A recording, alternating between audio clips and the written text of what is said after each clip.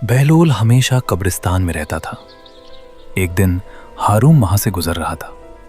बहलोल पर नजर पड़ी तो पूछा, बहलोल, यहां क्या कर रहे हो?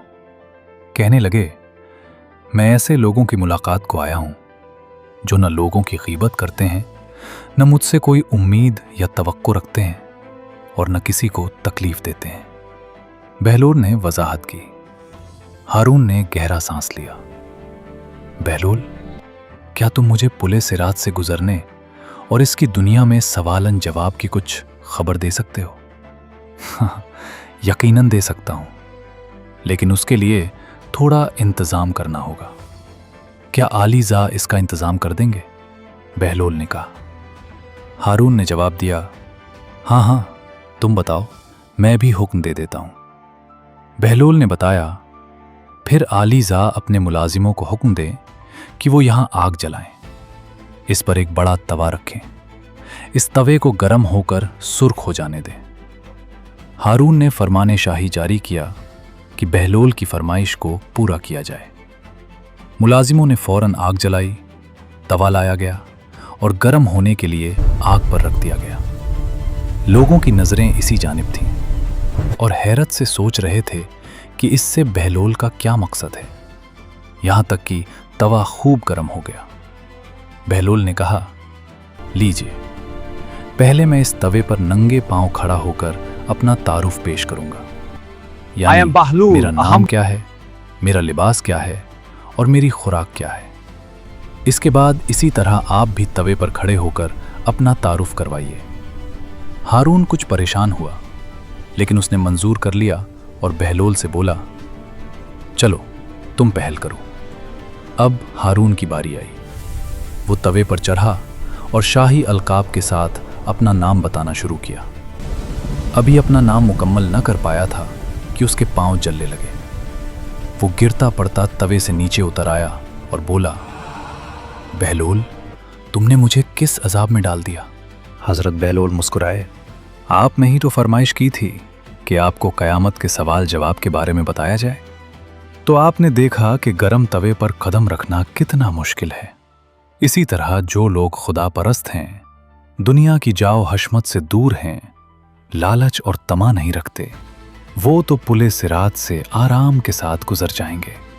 और जो दुनियावी शानो शौकत में डूबे हुए हैं, उन्हें इसी तरह अजाब से गुजरना होगा जिस तरह अभी आपने महसूस किया होगा। हजरत बहलोल की एक दूसरी हिकायत आपके सामने पेश करते हैं। वाकया कुछ यूं है कि हजरत बहलोल का एक दोस्त गंदुम पिसवा कर वापस आ रहा था। उसका गधा लंगड़ाने लगा। इसने गधे को 2-3 छड़ियां लगाकर आगे धकेलना चाहा, लेकिन वो तस से मस न हुआ और बिलाखिर जमीन पर गिर पड़ा। करीब ही वो खस्ता हाल मकान था जहां हजरत बहलोल उन दिनों मुकीम थे। उस शख्स ने दरवाजा खटखटाया और आवाज दी, बहलोल भाई, जरा मुझे अपना गधा तो दे दो। मेरा गधा तो आधे रास्ते में जवाब दे गया और मुझे आटा घर पहुंचाना है।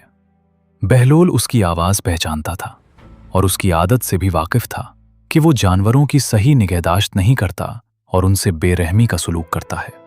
इसलिए वो अपना गधा इसे देना नहीं चाहता था। वो बाहर निकला और बोला, यार, बड़ा अफसोस है, मेरा गधा कोई मांग कर ले गया है, इसलिए इस वक्त तुम्हारे काम नहीं आ सकता। अभी बहलोल के अल्फाज उसके मुंह में ही थे कि घर के अंदर से गधे की आवाज सुनाई दी। वो शख्स होशियार हुआ और शिकायत भरे अंदाज में बोला, अच्छा बहलोल भाई, तुम भी अजीब दोस्त हो। तुम्हारा गधा तो घर में मौजूद है और तुम कहते हो इसे कोई मांग कर ले गया है। बहलोल ने फौरन जवाब दिया, मेरा तुम्हारा 50 साल का साथ है और तुम मेरी बात पर यकीन नहीं कर रहे और गधे की बात मानने को तैयार हो।